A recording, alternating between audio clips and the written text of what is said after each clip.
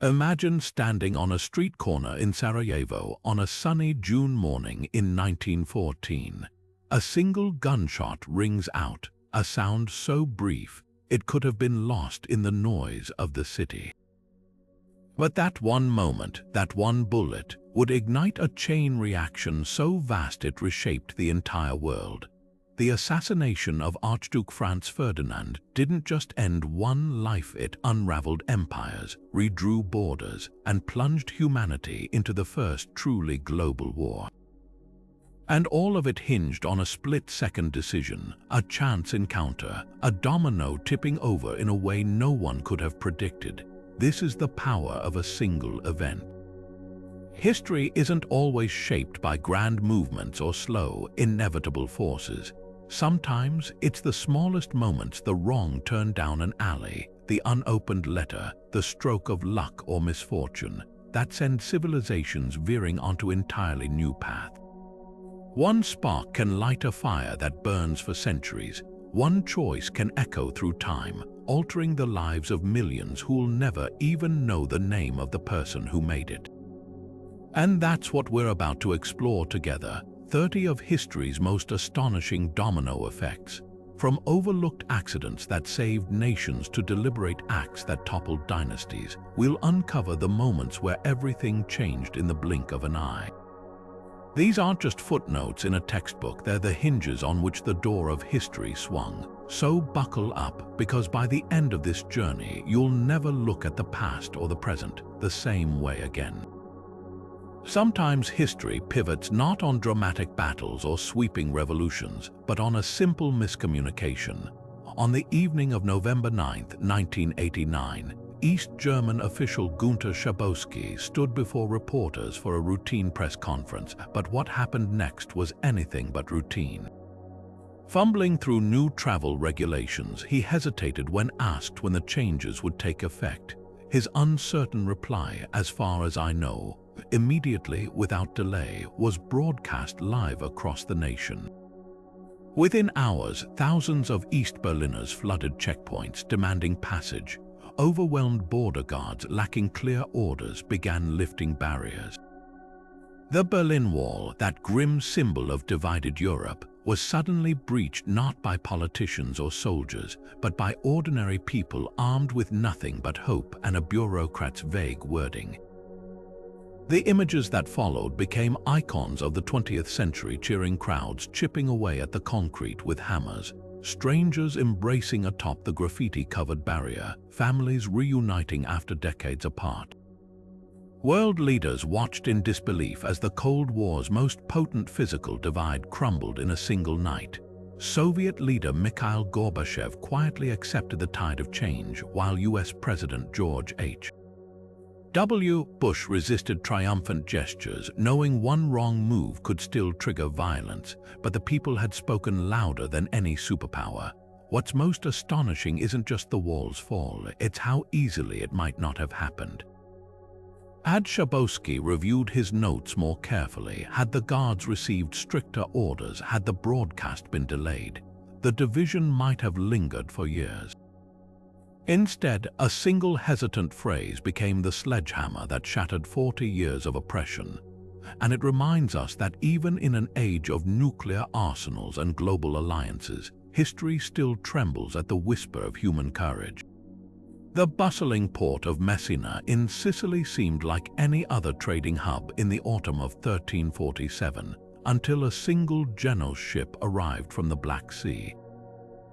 Unbeknownst to the dockworkers unloading its cargo, hidden among the bales of cloth and barrels of grain were black rats carrying fleas infected with Yersinia pestis, the bacterium that would unleash the deadliest pandemic in recorded history. Within days, people began developing gruesome symptoms: swollen lymph nodes the size of apples, blackened skin from internal bleeding, and fevers so violent they could kill within hours. By the time authorities realized their mistake, it was too late.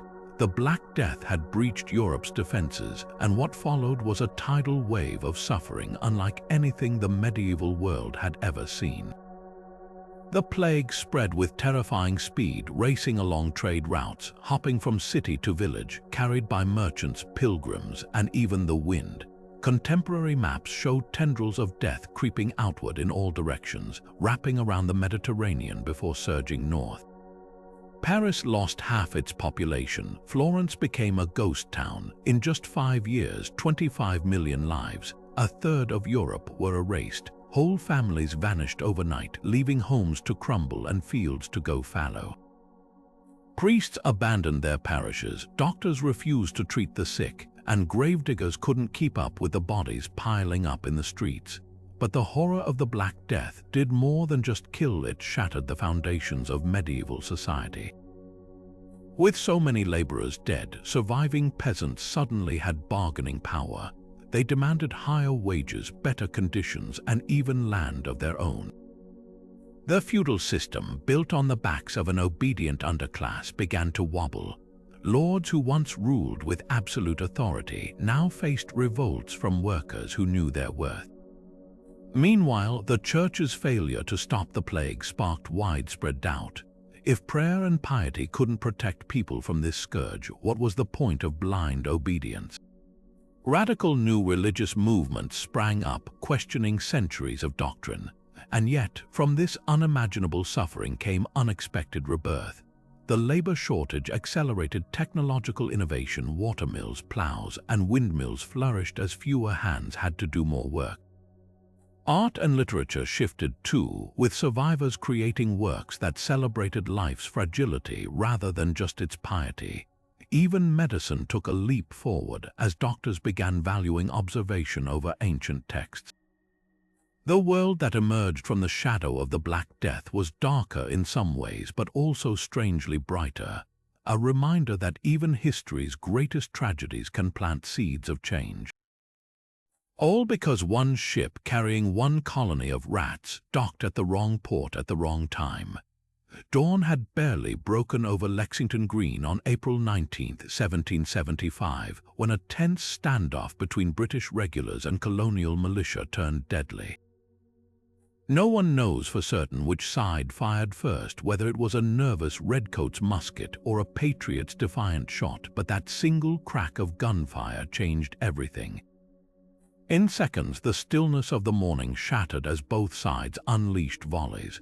When the smoke cleared, 8 militia lay dead, their blood seeping into the spring grass. The shot heard round the world, as poet Ralph Waldo Emerson later called it, wasn't just a skirmish, it was the spark that lit the fuse of revolution. What makes this moment so extraordinary is how small it seemed at the time. The British troops, 800 strong, had marched through the night to confiscate colonial arms stored in Concord. They expected compliance, not resistance. The 70-odd farmers and tradesmen blocking their path weren't soldiers, just ordinary men with hunting rifles and a growing resentment of British rule. Yet when that first shot rang out, it crystallized years of simmering tensions over taxes, representation, and freedom. Within hours, news of the clash spread like wildfire across Massachusetts, rallying thousands to arms. By afternoon, militia companies from every neighboring town ambushed the British on their retreat to Boston, firing from behind stone walls and trees in a relentless gauntlet of defiance. Historians still debate who pulled the trigger first. Some accounts suggest a British officer may have fired a pistol to disperse the militia, while others point to a colonial sniper firing from behind cover.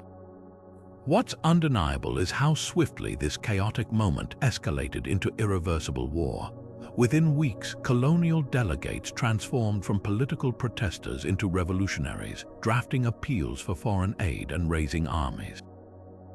King George Roman III declared the colonies in open rebellion, and soon the clash at Lexington would inspire Thomas Paine's fiery pamphlet Common Sense, convincing thousands that independence wasn't just possible, it was necessary. The ripple effect stretched far beyond that April morning. France, seizing an opportunity to weaken Britain, began secretly supplying the revolutionaries, a decision that would later bankrupt their treasury and contribute to their own revolution. Meanwhile, the ideals of liberty proclaimed in the conflict's aftermath would echo across oceans, inspiring revolutions from Haiti to Latin America. All because of one uncertain moment, one stray shot, one ordinary patch of grass where history pivoted from protest to war. And it begs the question, if that musket had misfired, if cooler heads had prevailed, how differently might the modern world look today?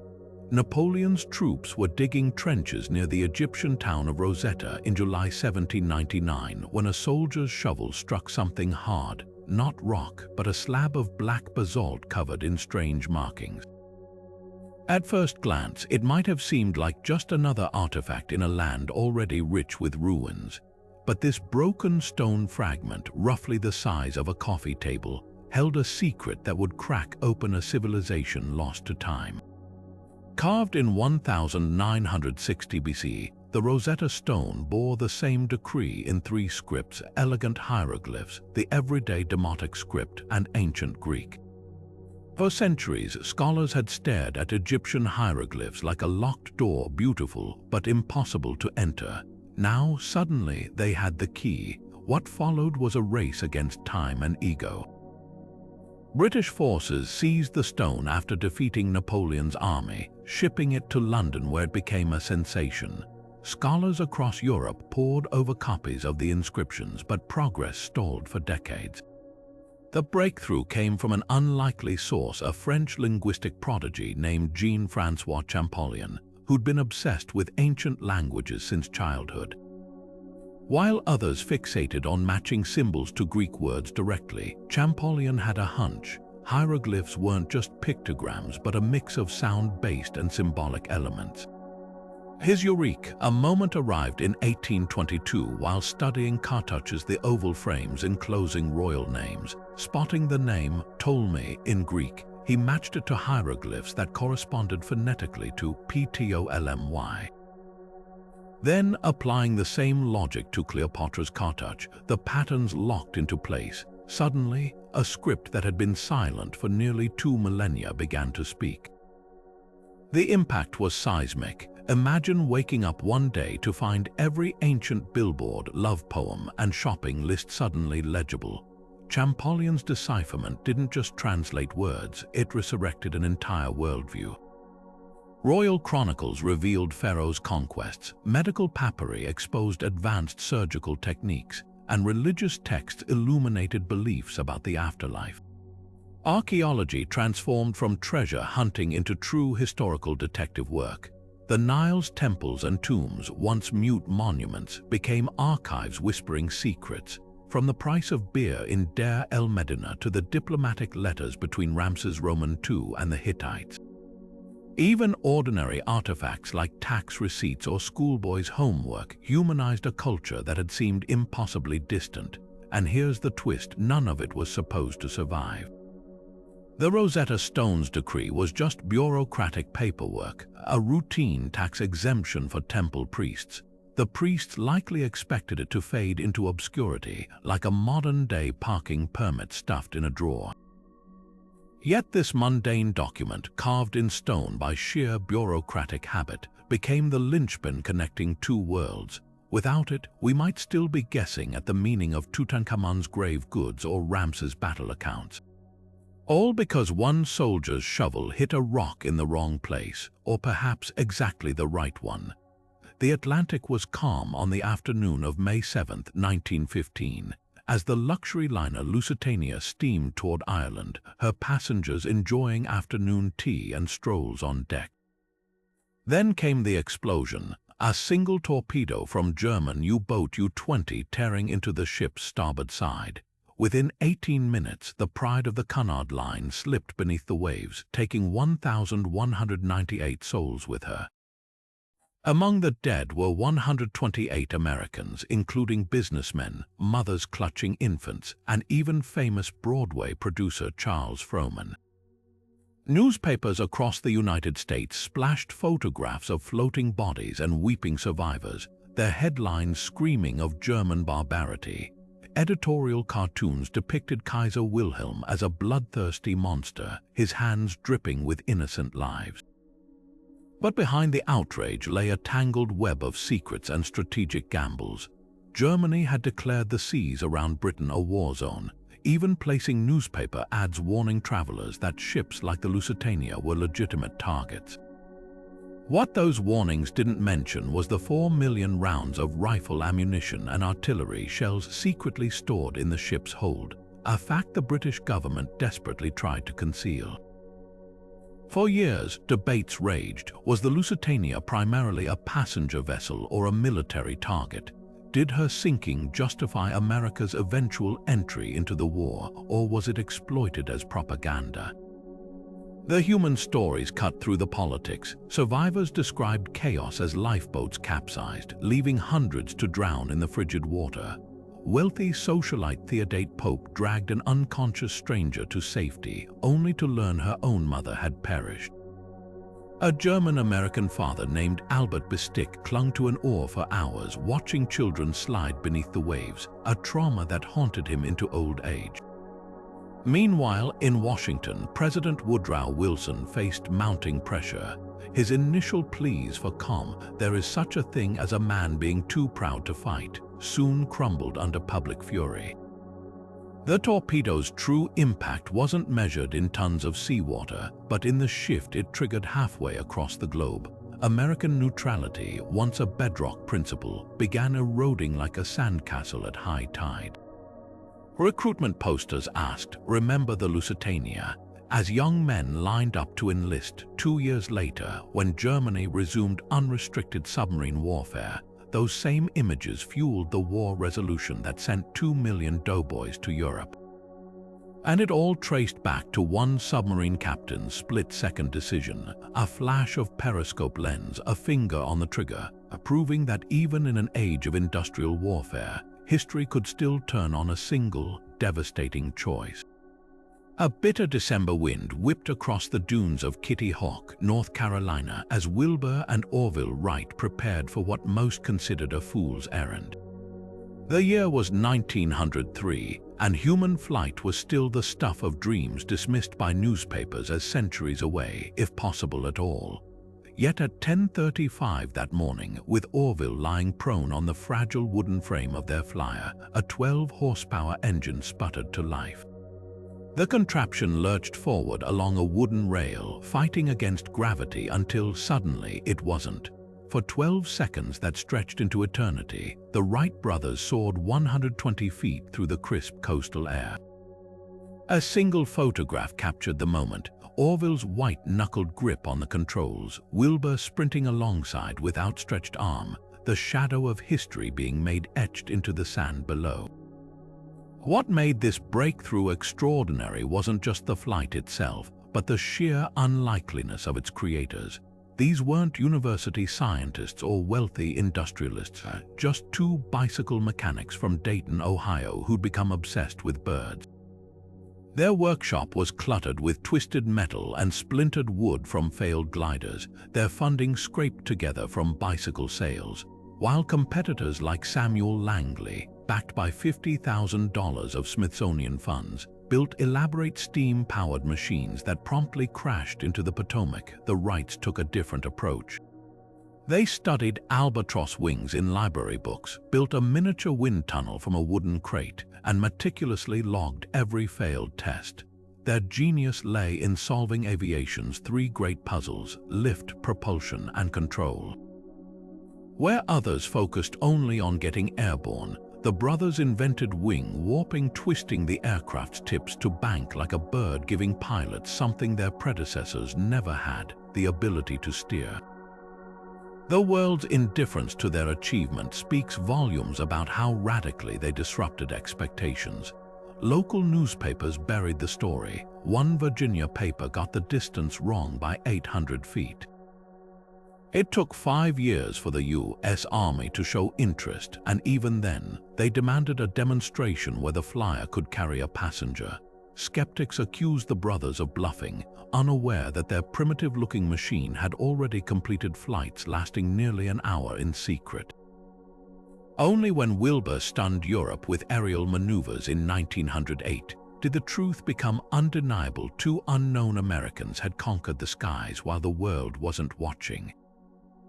Today, that 12-second hop seems almost quaint compared to jumbo jets crossing oceans, but every modern aircraft, from fighter planes to Mars helicopters, traces its lineage back to the Wrights' stubborn insistence on three-axis control.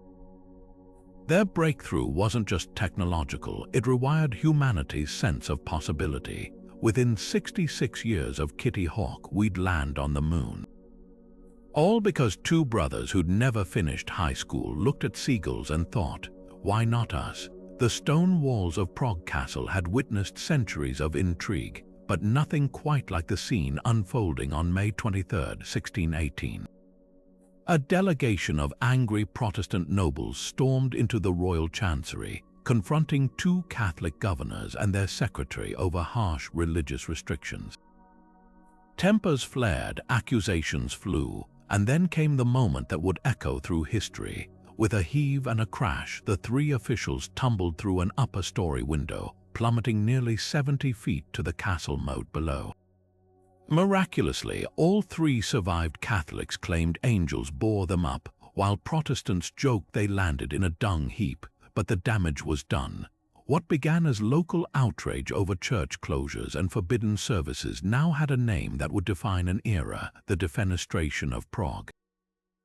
This wasn't just political theater, it was a match tossed into a powder keg of sectarian tension.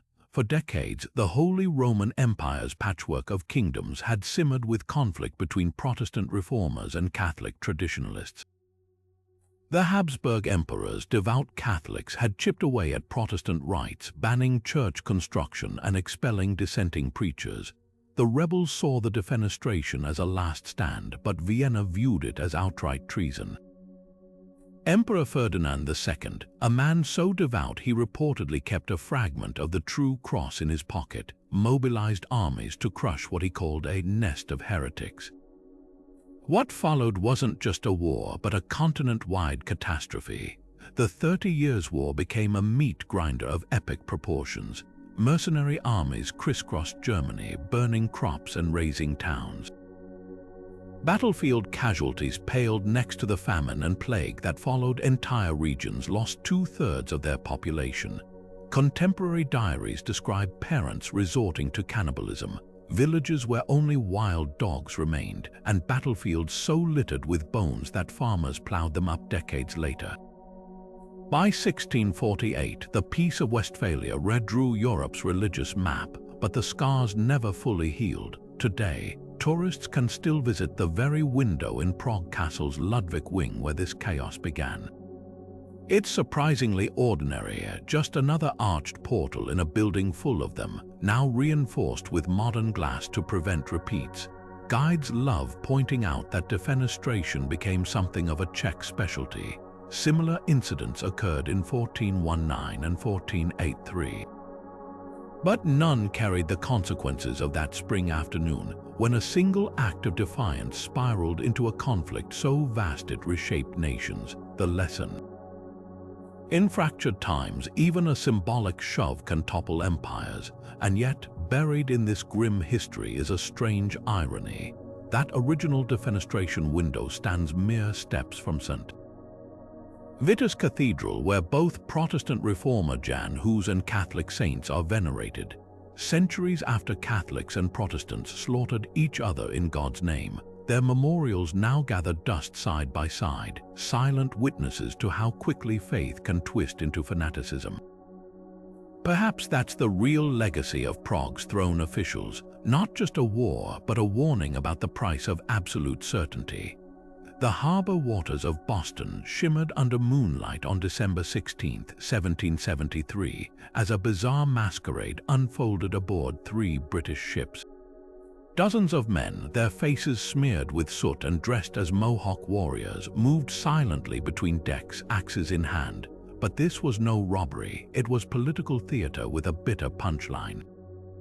Over 3 hours, the Indians hauled 342 chests of British East India Company tea onto the decks, smashed them open, and dumped 9,000 pounds of leaves into the saltwater. By dawn, Boston Harbor resembled a gargantuan teapot, its surface choked with floating leaves worth nearly $2 million in today's money. The Sons of Liberty hadn't just destroyed property, they'd brewed a revolution. What made this act so explosive wasn't the tea itself, but the principles steeped in every chest. The British government, desperate to bail out the struggling East India Company, had granted them a monopoly on colonial tea sales through the Tea Act of 1773. On paper, it actually made tea cheaper, but colonists saw the darker infusion. By paying the tax, they'd implicitly accept Parliament's right to tax them without representation. Radicals like Samuel Adams spun this as existential. Will you submit to be slaves, or will you assert your freedom? When royal governors in New York and Philadelphia refused to let tea ships unload, Boston's Governor Hutchinson dug in his heels, setting the stage for confrontation.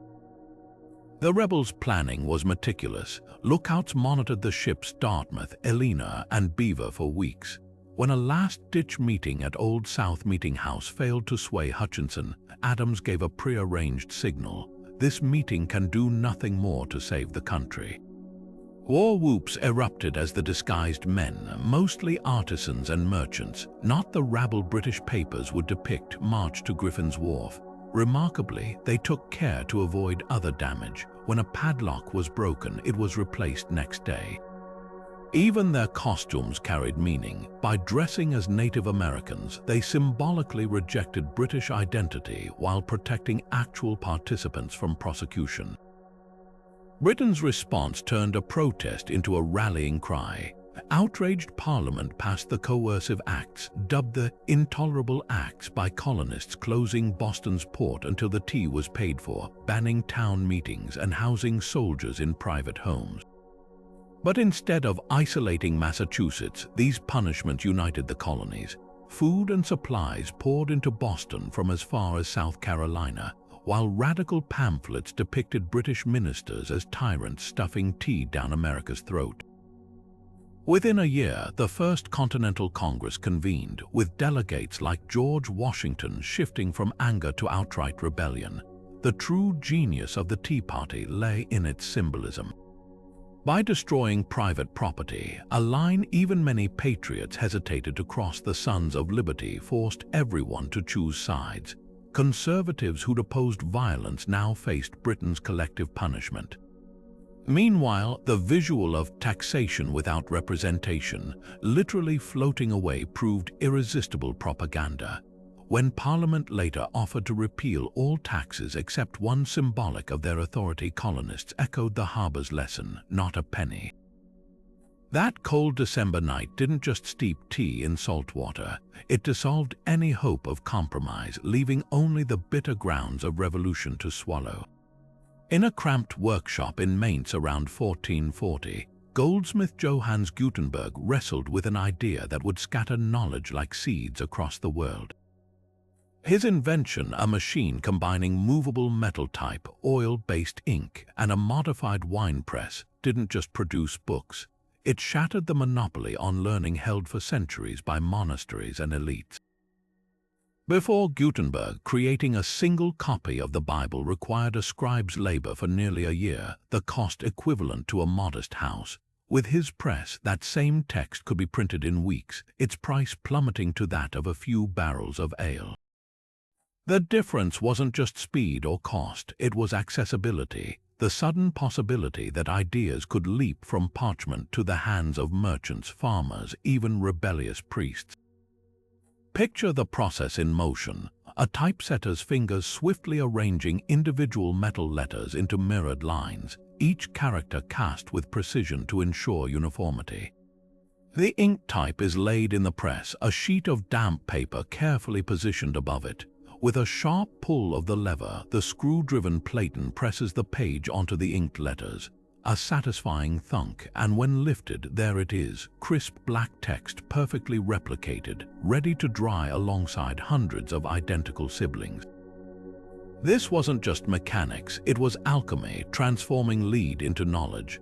The contrasts with manuscript culture were staggering. Handwritten books were unique artifacts, prone to scribble errors that crept in with each copy.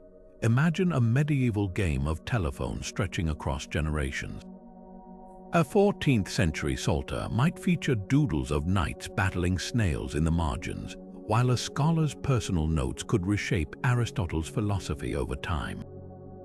Printed books froze thought in time, allowing Martin Luther's 95 Theses to spread across Germany in weeks rather than years, each copy identical in its challenge to papal authority. And what a challenge it was when Luther nailed his protests to Wittenberg's church door in 1517. Printed pamphlets carried his words farther than any sermon. Soon, 500,000 anti-clerical tracts flooded Europe, many illustrated with vicious cartoons of priests as foxes devouring geese. The Church's Latin monopoly on scripture crumbled as vernacular Bibles rolled off presses, letting ordinary people interpret faith for themselves. Censorship struggled to keep pace. Authorities in Paris burned 6,000 Lutheran books in one square, only for smugglers to hide more in wine barrels. Science bloomed in this new soil too. Astronomers like Copernicus and Galileo circulated heretical star charts, while anatomist Andreas Vesalius's detailed engravings of dissected corpses replaced centuries of garbled Gaelic text. Errors could now be corrected in new editions rather than perpetuated a tidal shift in accuracy. By 1600, an estimated 200 million books existed in Europe, creating something unprecedented, a public sphere where ideas collided and sparked. Yet for all its power, Gutenberg's invention nearly failed. His early backers sued him for unpaid loans, seizing his equipment. He died in relative obscurity, his name absent from his own printed Bibles. Only later did historians piece together his role, a fitting irony for a man whose machine made attribution both permanent and secondary to the spread of thought itself. Today, his press sits in museums behind velvet ropes, but its true legacy, every screen you swipe, every tweet that circles the globe, every voice amplified beyond a single room, all descend from that unassuming workshop where metal first learned to speak. The Roman Senate House on the Ides of March in 44 BC hummed with uneasy tension.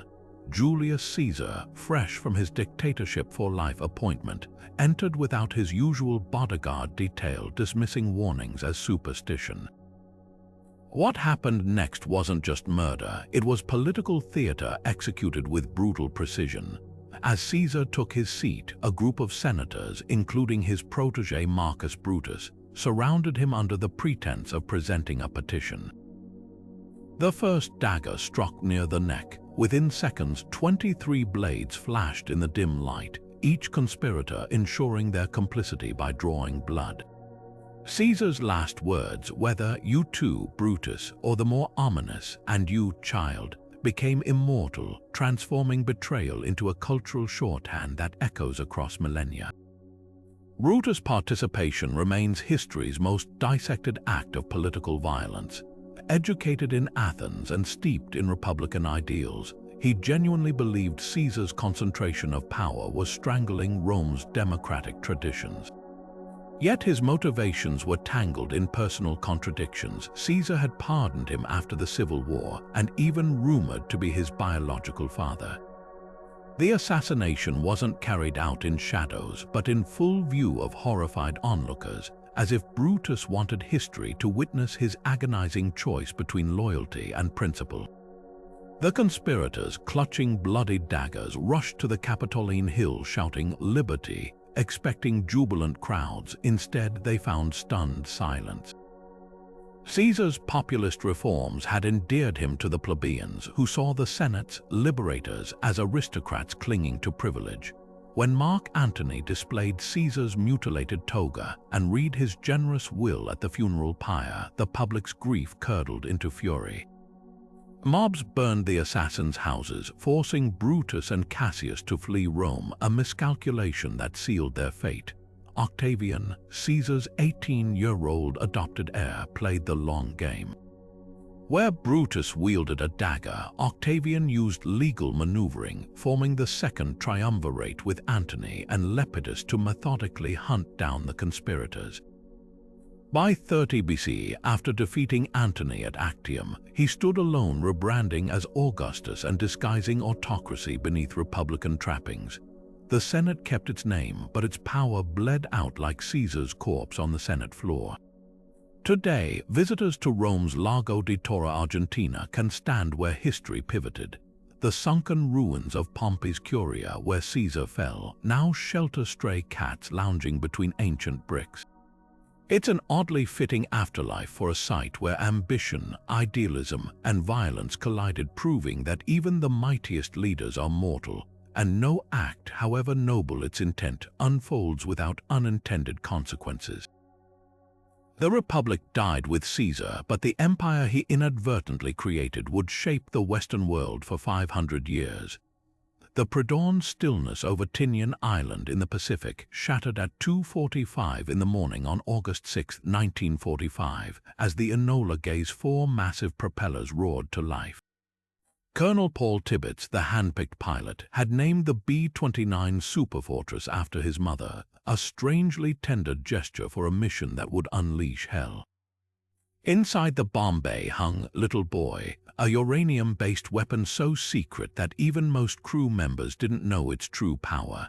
As the plane climbed into the darkness, tail gunner Bob Caron later recalled the peculiar weight of the moment. We were all very quiet. It was like being inside a church, only we were the priests carrying the sacrament of destruction. 6.5 hours later, Hiroshima sparkled under clear skies, its rivers catching the morning light as children walked to school and clerks cycled to work. At 8:15, Bombardier Tom Ferriby peered through his northern sight, aligning the crosshairs on the Aoi Bridge's distinctive T-shape. The bomb fell for 43 seconds before detonating 1,900 feet above the city, a height calculated to maximize the blast radius. What followed wasn't just an explosion, but a sun brought to Earth. Temperatures at ground zero hit 6,000 degrees Fahrenheit, melting tile roofs into glass and vaporizing people so completely that their shadows burned onto sidewalks. The shockwave traveled at 2 miles per second, flattening buildings like a scythe through wheat. Then came the firestorm, sucking oxygen from the air as it raced through streets, suffocating those who'd survived the initial blast. Eyewitness accounts read like fragments from nightmares. A boy watching from a hillside described dull bodies tumbling through the air. A mother searching for her children found only their lunchboxes, the food inside charred black. Doctors, many of whom had been killed or injured, struggled to treat victims with skin hanging off in sheets or eyes liquefied by the heat. By day's end, at least 70,000 were dead, a number that would double from radiation sickness within weeks. The mushroom cloud, towering 45,000 feet high, became the indelible symbol of a new era. Debates about the bombing's necessity began before the smoke cleared. Supporters argued it saved millions by preventing a bloody invasion of Japan. Military planners had estimated up to 1 million Allied casualties and far more Japanese deaths.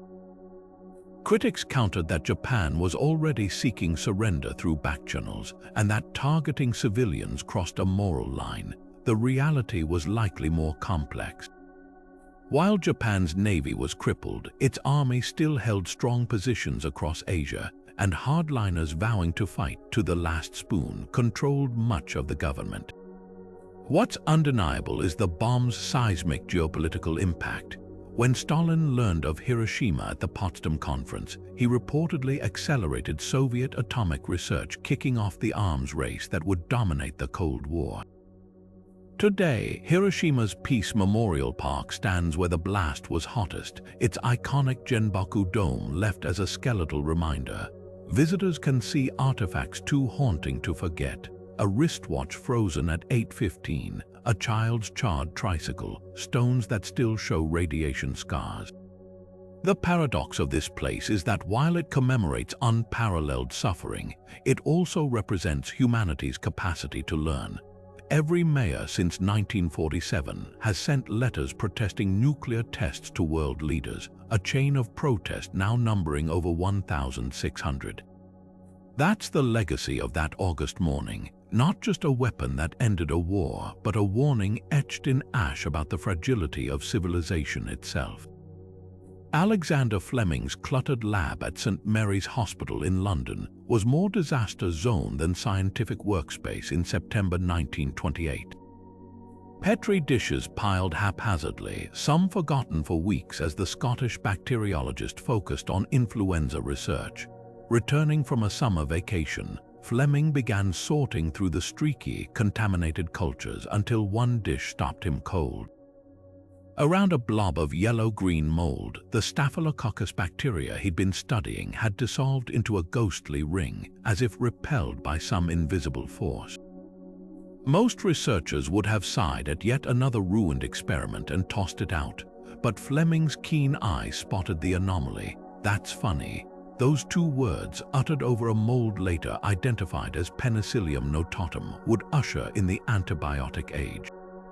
The world before penicillin was a death sentence waiting in every scrape.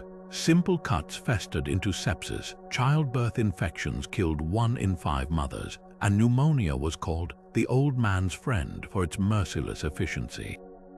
Surgeons knew even successful operations could turn fatal as bacteria invaded incisions. Soldiers in World War I died more often from infected wounds than battlefield injuries. Gangrene alone claimed hundreds of thousands. When Fleming published his findings in 1929, the medical world barely blinked. Isolating the active compound proved fiendishly difficult. Early penicillin extracts were so unstable they lost potency within hours. For over a decade, Fleming's mold gathered dust as a laboratory curiosity. The breakthrough came from an unlikely wartime alliance. In 1940, as bombs rained on London, Oxford scientists Howard Florey and Ernst Chain unearthed Fleming's paper while searching for infection-fighting drugs. Their team transformed penicillin production through innovations like growing mold in bedpans and extracting it using ether. By 1942, they had enough to test on Albert Alexander, a policeman dying from a rose thorn scratch. Within days, his fever broke and wounds began healing until supplies ran out and he relapsed. The heartbreaking setback spurred mass production efforts. American pharmaceutical companies joined the effort, using deep tank fermentation to grow mold in corn steep liquor. By D-Day in 1944, enough penicillin existed to treat every Allied wounded. Visualizing this revolution is startling. Lab recreations show bacteria lawns retreating from penicillin like an advancing tide erasing footprints. Mortality rates plummeted. Childhood deaths from bacterial meningitis dropped from 90% to under 10%, while syphilis and tuberculosis lost their terror. Yet Fleming himself warned of misuse, predicting the rise of resistant bacteria if antibiotics were overprescribed, a prescient fear now haunting modern medicine. What makes penicillin's discovery so extraordinary isn't just the science, but the serendipity. Fleming's lab was famously messy. The London weather that summer, unusually cool, perfect conditions for mold growth. Had he been neater or the heatwave continued, the mold might never have flourished. Instead, a contaminated dish became medicine's greatest accident, proving that sometimes progress grows in the unlikeliest places. Houston's Mission Control hummed with tension on July 20, 1969, as the lunar module Eagle descended toward an uncharted landscape. Neil Armstrong's voice crackled over the static-filled radio, 600 feet down at 2, picking up some dust. Then, the unexpected alarms blared as the onboard computer overloaded, forcing Armstrong to take manual control. With fuel dwindling to 20 seconds worth, he guided the spidery craft over a boulder-strewn crater, touching down so gently the shock absorbers barely compressed. Back on Earth, 600 million people, 1/5 of humanity, huddled around grainy television screens, witnessing a moment that transcended Cold War rivalries. When Armstrong's boot pressed into the powdery regolith at 10:56 p.m. EDT, his slight stumble on the ladder became part of history's choreography. That's one small step for man, one giant leap for mankind. What made this achievement extraordinary wasn't just the engineering, though that was staggering enough. The Saturn V rocket's first-stage engines produced enough thrust to power 54 jumbo jets, while the lunar module's foil-thin walls could be punctured by a stray screwdriver. It was the human dimension that captivated the world. Armstrong's heartbeat, normally 60 beats per minute, raced at 156 during landing. Buzz Aldrin, the second man on the moon, privately took communion from a tiny chalice, leaving the wine pouch floating in zero gravity as he read silently from John 15:5.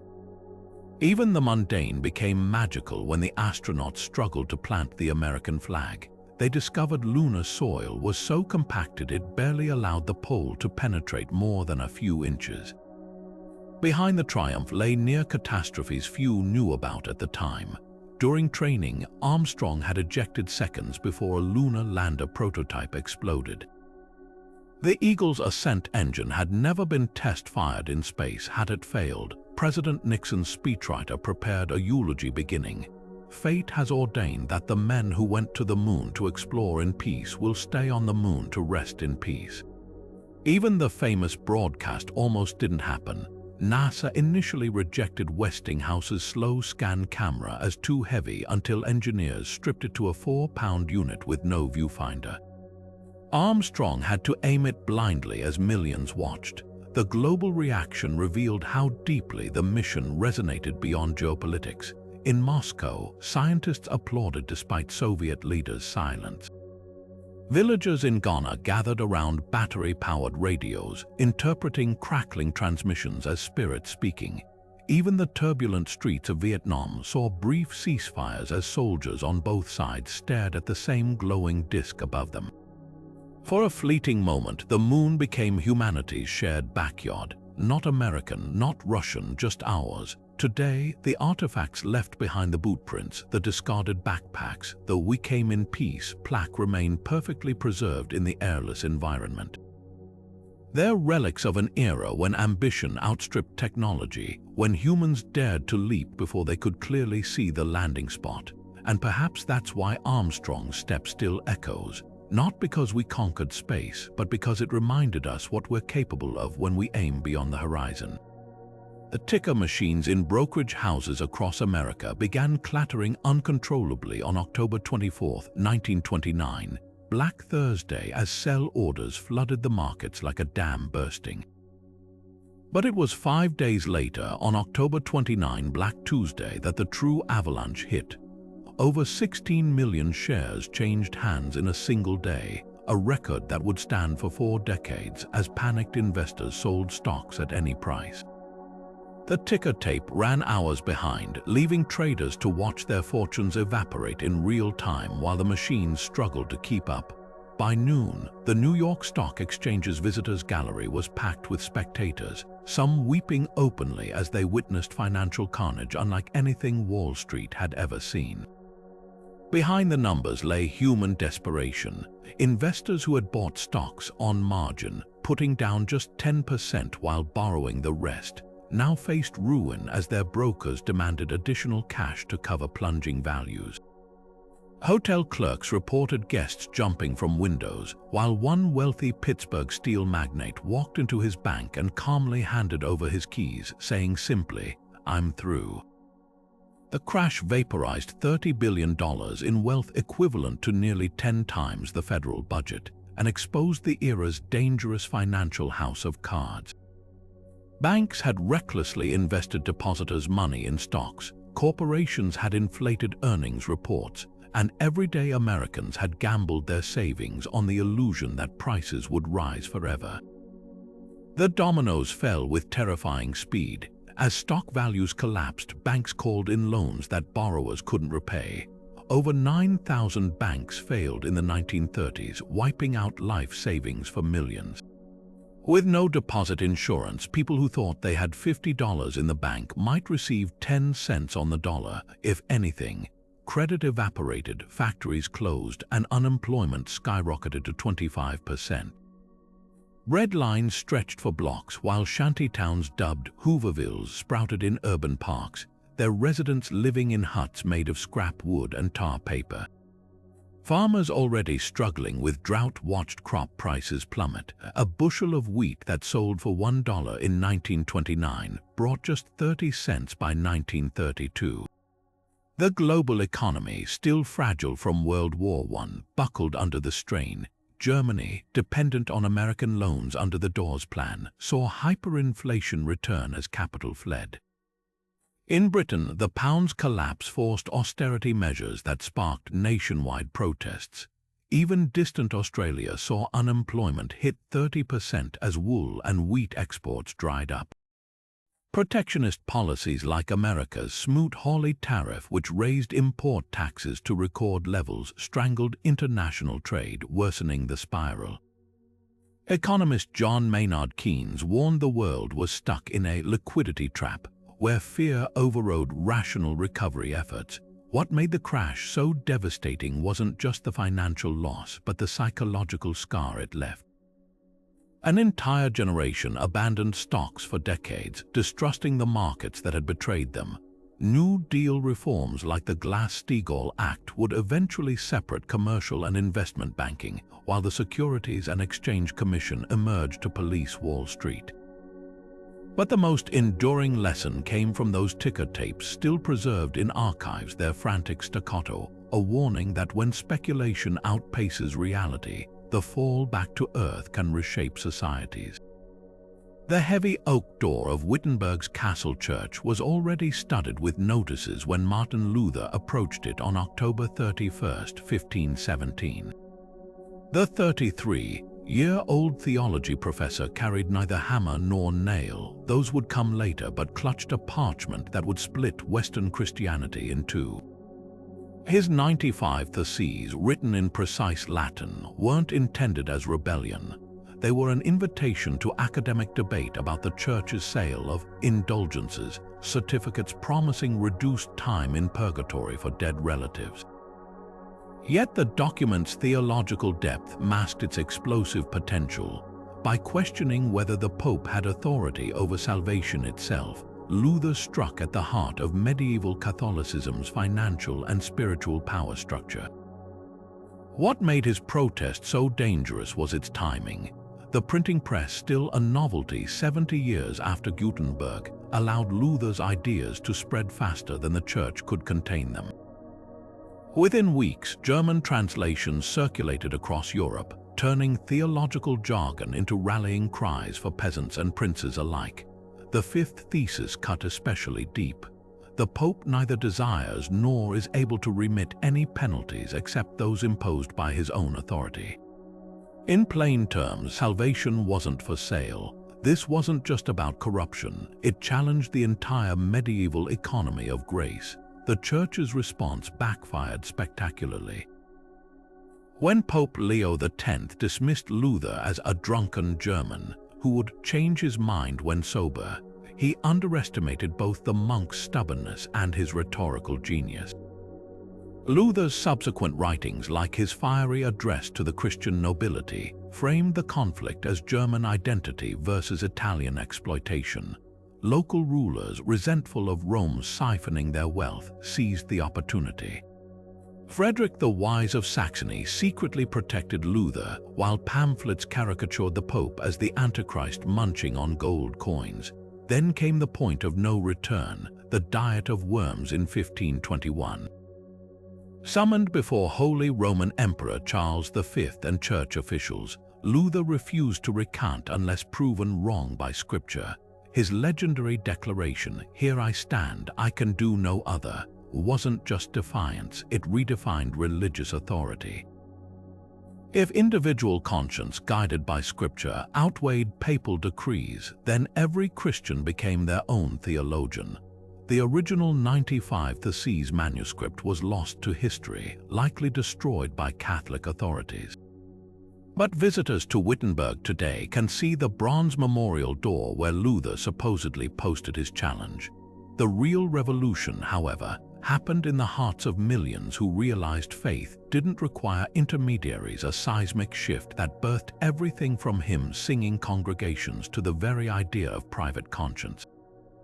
In the end, it wasn't a hammer that fractured Christendom, but a simple question: What if God's mercy was free? The towering wooden horse stood ominously outside Troy's gates, its hollow belly crammed with Greek warriors who hadn't sailed home after 10 years of bloody stalemate.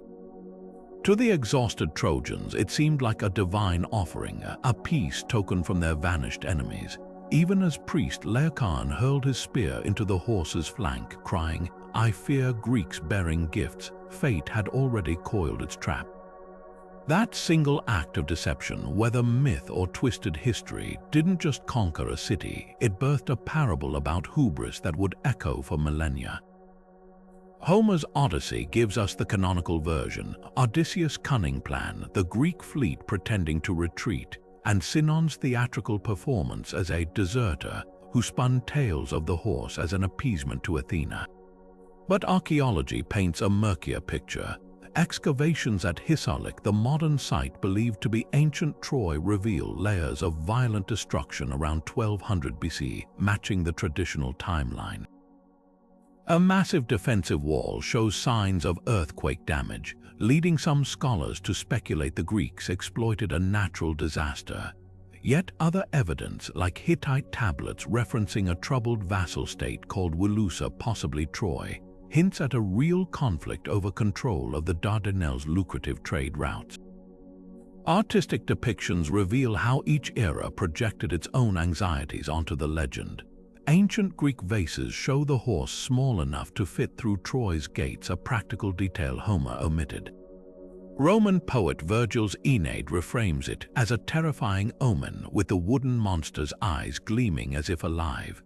Renaissance painters like Tiepolo draped the scene in golden drama, while modern films turn the horse into a CGI colossus.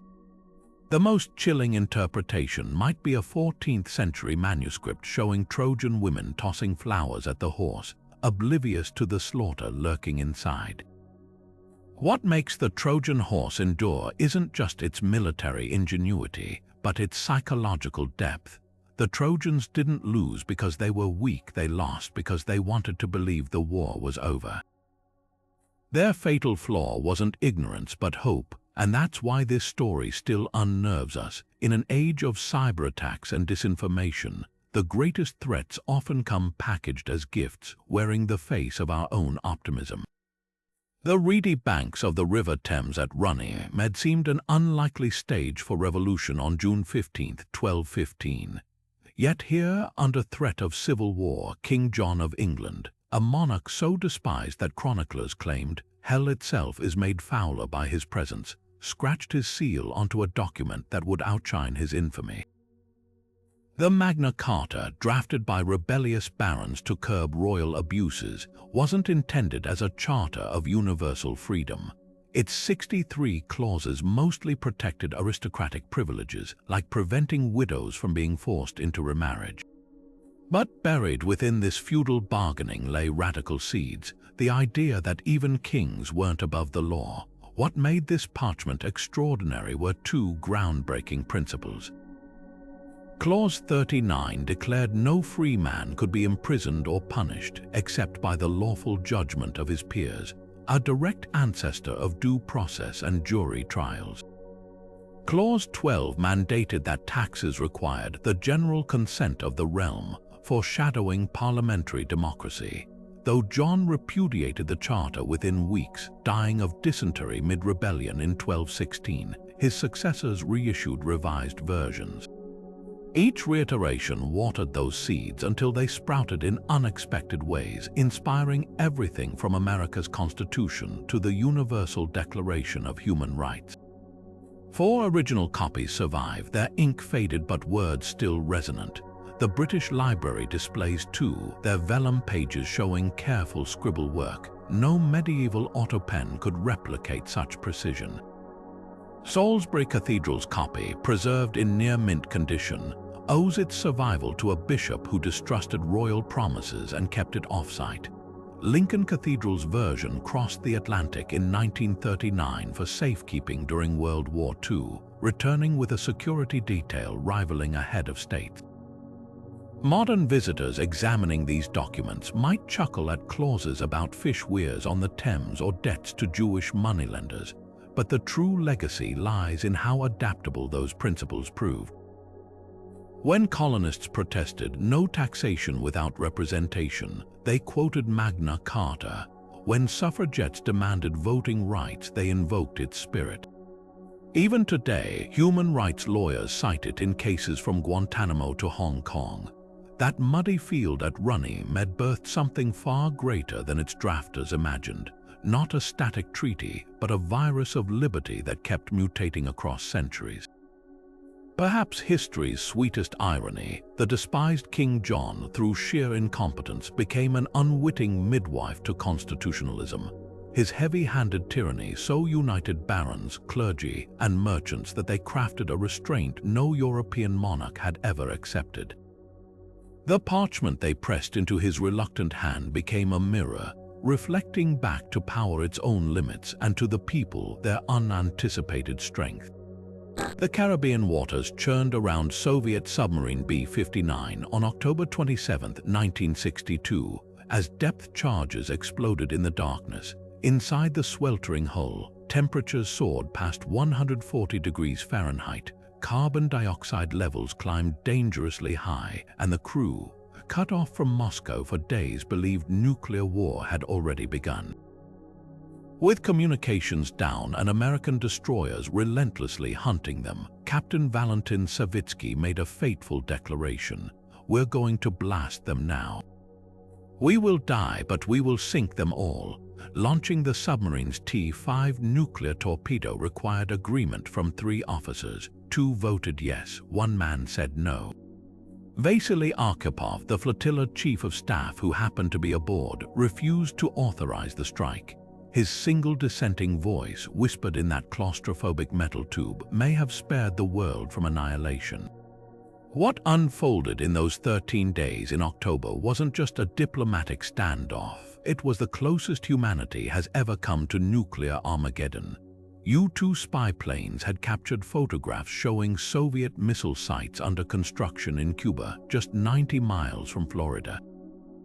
President Kennedy's advisors urged an immediate invasion, with Pentagon planners estimating up to 100 million casualties in the first exchange. Khrushchev's letters to Kennedy veered from bluster to desperation, one famously ending with the plea, "Let us not only relax the forces pulling on the ends of the rope, but take measures to untie that knot." Meanwhile, in Havana, Fidel Castro, convinced attack was inevitable, urged Moscow to launch first, writing that the aggressors should perish in the flames. The tension played out in surreal details. American warships dropped practice depth charges to force Soviet subs to surface. Unaware, B-59 carried a nuclear torpedo. A U-2 pilot, Major Rudolf Anderson, was shot down over Cuba without explicit orders from Khrushchev. In Washington, Kennedy's cabinet debated whether the missiles were truly operational until a low-level CIA analyst noticed something chilling in the photos: tractors with canvas covers, the telltale sign of fueled missiles ready to launch. Declassified recordings reveal the human toll behind the strategy.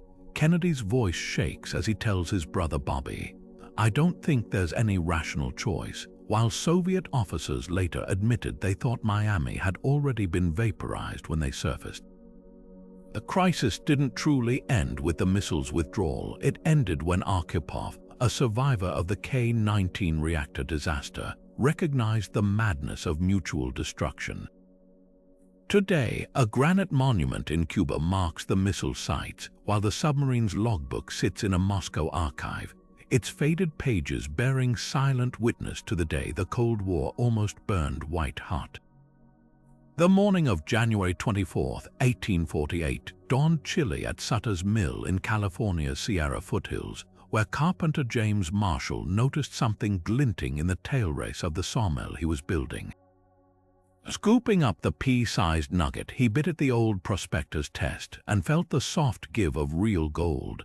His boss, Swiss immigrant John Sutter, begged workers to keep the find secret, fearing his agricultural empire would collapse if laborers abandoned the fields. But news has a way of escaping like water through fingers. By March, a San Francisco newspaper editor paraded through town with a vial of gold dust shouting, "Gold! Gold from the American River." Within weeks, ships sat abandoned in San Francisco Bay as crews rushed inland, while shopkeepers nailed "Gone to the diggings" signs on their doors. What followed was the greatest voluntary migration in American history. Over 300,000 49ers descended on California by 1850, arriving via 3 suicidal routes, 6-month sea voyages around Cape Horn riddled with scurvy, malaria-infested crossings of the Panama jungle, or the brutal overland trek where Donner Pass served as a grim warning. Mining camps mushroomed overnight, places with names like Hangtown and Rough and Ready, where a single meal might cost a miner a day's wages in gold dust.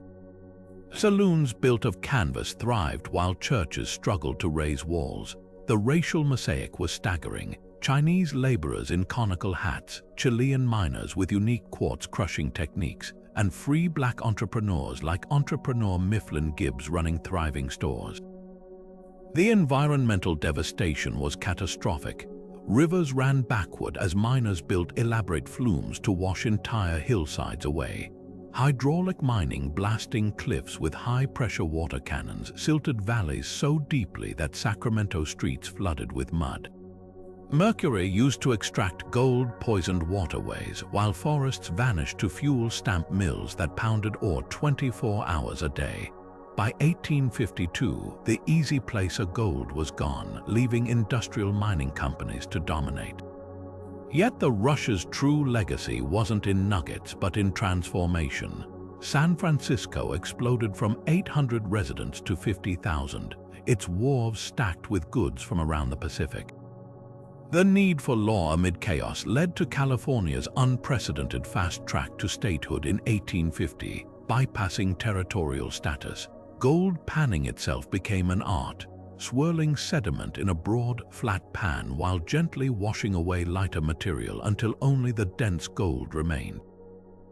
Some struck it rich, more left penniless, but all became part of a frenzy that reshaped a continent, proof that sometimes history turns on the flicker of sunlight in a mill race. The frigid winter of 1692 in Salem Village, Massachusetts, seemed to seep into the very souls of its residents.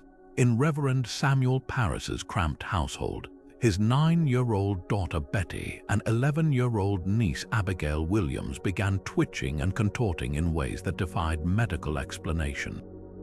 When the local doctor could find no physical cause, he delivered a chilling diagnosis: the evil hand. What started as the mysterious fits of a few girls soon ignited a wildfire of accusations that would leave 20 people dead and a stain on colonial history. The courtroom scenes read like a nightmare of mob psychology. Accused witches like elderly Sarah Gooder, a pipe-smoking beggar already scorned by the community, stood before judges who allowed spectral evidence, where girls claimed the defendant's spirits were biting them invisibly. When Good muttered under her breath after denying witchcraft, the girls fell into convulsions, screaming that a specter was attacking them. The logic was circular and lethal. If you denied being a witch, it proved you were cunning. If you confessed, you were damned. Even 4-year-old Dorothy Good wasn't spared. She spent 8 months chained in jail after admitting her mother gave her a snake that sucked blood from her finger. Behind the hysteria lay a toxic brew of social tensions. Salem Village was fractured between prosperous merchants and struggling farmers, with long simmering grudges over land disputes and church politics. Many accusers were servant girls or poor relatives, suddenly empowered as their accusations sent wealthier neighbors like Rebecca Nurse, a pious grandmother, to the gallows. The trials became a perverse social equalizer where gossip could topple the high standing. The madness only collapsed when it reached too high. After accusations touched the governor's wife, officials banned spectral evidence. The final death toll included 19 hanged, 1 man pressed to death under stones for refusing to plead, and at least 5 more perishing in jail. Today, the Salem Witch Trials Memorial features stone benches engraved with victims' names, their protestations of innocence carved into the slabs. It's a stark reminder of how fear, when weaponized by superstition and score settling, can make monsters of us all. The legal reforms that followed, requiring evidence over visions, couldn't undo the horrors, but they stand as a warning etched in New England's soul. The fog was so thick over the English Channel on June 5, 1944, that many thought Operation Overlord would be postponed again. But meteorologists spotted a fleeting break in the storm, a 12-hour window that Supreme Commander Eisenhower seized with 4 historic words: "Okay, we'll go." Within hours, the largest amphibious invasion force ever assembled churned toward Normandy's beaches. Its 5,000 vessels so numerous that one soldier swore he could have walked from England to France stepping only on ships. Success hinged on countless variables: paratroopers silencing coastal guns, moonlit skies guiding gliders, and French resistance sabotaging railways. Most of all, it relied on overwhelming the Nazis' Atlantic Wall, a network of concrete bunkers, machine gun nests, and underwater obstacles that Rommel had spent months reinforcing. Omaha Beach proved the deadliest of the 5 landing zones. As Higgins' boats dropped their ramps, German 88s rained fire from the cliffs above. Sergeant John Ellery of the 1st Infantry Division described bullets pinging off the steel ramp like typewriter keys, before seeing the first 10 men cut down instantly. The water turned red as wounded men drowned under 60-pound packs, while engineers tried clearing paths through mined obstacles under relentless fire. By mid-morning, the situation was so dire that General Bradley considered evacuating Omaha until small groups of surviving Rangers and infantry scaled the bluffs using grappling hooks, outflanking the defenses. Meanwhile, Utah Beach became an improbable success story. Strong currents landed the 4th Division nearly 2,000 yards off target, precisely where German defenses were weakest. Brigadier General Theodore Roosevelt Jr., eldest son of the president and the only general to land with the first wave, famously declared, "We'll start the war from here." His men fought inland with minimal casualties, linking up with paratroopers who'd spent the night scattered across hedgerows. These airborne troops had endured their own nightmare. Pathfinders blown off course marked wrong drop zones, leaving men like Private Steele of the 82nd Airborne dangling from a church steeple in St. Miraglise, pretending to be dead as gunfire erupted below. German failures stacked up like dominoes. Rommel was home celebrating his wife's birthday, convinced no invasion would come in such weather. Hitler slept through initial reports, his aides afraid to wake him. Crucially, the Nazis fell for Allied deception. Operation Fortitude's Phantom Army in Kent kept 15 divisions guarding past to Calais, where they expected the real attack.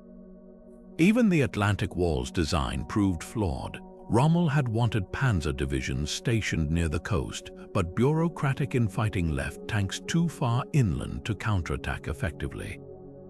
By nightfall, 156,000 Allied troops held tenuous footholds on French soil at a cost of 4,414 confirmed dead. The Mulberry Harbor's floating concrete piers towed across the channel would soon funnel in millions more men and supplies. Though the war had years left, the Nazi grip on Europe had been irreparably cracked. Today, rows of white crosses at Colville-sur-Mer overlook Omaha, each bearing a name, date, and home state. Walking among them, you can still find spent shell casings in the sand, tiny, rusted reminders that history's largest gamble was won one bullet at a time. The 3 wooden ships cutting through the Atlantic in 1492 carried more than just sailors. They carried germs, seeds, and ideas that would remap the world.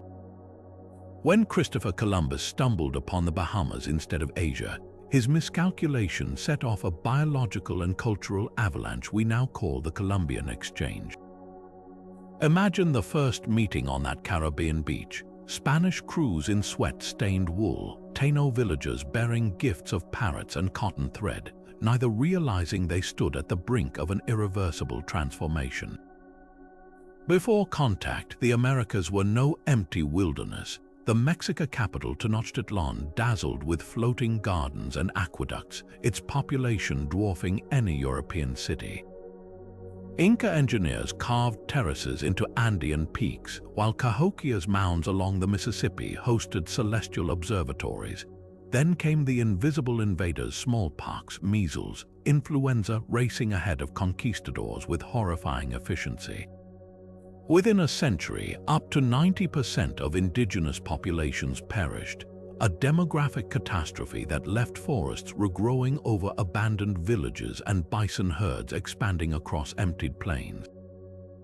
The exchange worked both ways. Tomatoes from Mexico transformed Italian cuisine, potatoes from the Andes fed Europe's poor through famines, and Andean cinchona bark gave us quinine, the first effective malaria treatment. But the trade was brutally uneven. While Europeans gained calorie-rich crops that fueled population booms, Native Americans received deadly pathogens plus invasive species like rats and wheat that choked out traditional food sources. Even earthworms, absent from northern glaciers during the Ice Age, arrived in ship ballast to permanently alter forest soils. Maps tell the starkest story. Pre-contact indigenous cartography showed intricate trade routes linking continents. Inca quipu recorded distances in knotted cords, while Haudenosaunee wampum belts mapped diplomatic alliances. Post-contact European maps imposed straight lines across sacred landscapes, dividing continents like butchered meat at the Treaty of Tordesillas. The very names changed, from Turtle Island to America, after a Florentine explorer who never set foot there. Columbus himself died disillusioned, still insisting he'd reached Asia. But his legacy outlived him in the slave plantations that replaced Taino villages, in the silver pesos minted from Potosi's mines that funded Spanish wars across Europe, and in the globalized world we inhabit today. Every bite of chocolate, every puff of tobacco, even the dandelions in your yard trace back to that fateful landing. The real discovery wasn't a new world, but the terrifying, interconnected planet we've shared ever since. The ink was barely dry on the Emancipation Proclamation when its seismic ripple began transforming the Civil War from a conflict over union into a crusade for freedom. On New Year's Day, 1863, Abraham Lincoln signed the document with a hand still shaky from hours of greeting diplomats at the White House reception, later confessing he'd never felt more certain his signature carried the whole American people behind it. But this wasn't some sweeping, universal act of liberation. Crafted with loyally precision, the proclamation applied only to enslaved people in Confederate-held territories, exempting border states like Maryland and Union-occupied zones like Tennessee. Critics mocked its limited reach. Frederick Douglass called it a first step, a compromise. Yet beneath its cautious wording lay a tactical masterstroke that reshaped the war's moral calculus. Lincoln's pen didn't just strike at Southern plantations, it struck at the Confederacy's economic backbone.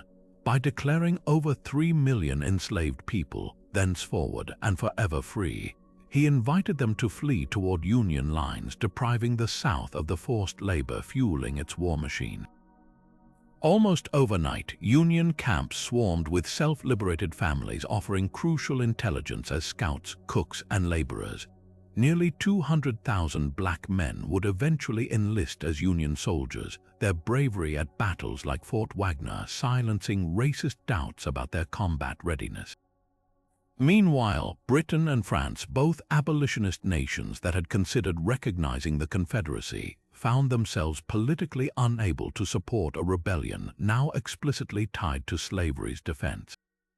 The original document, preserved at the National Archives, bears witness to its wartime origins.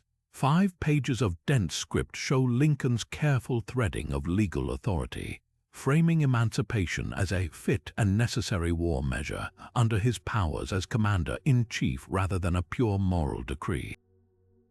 Visitors can still see the faint embossing where his signature pressed through the paper, the flourish of the A in Abraham betraying none of his later admission that he feared signing it might cost him the 1864 election.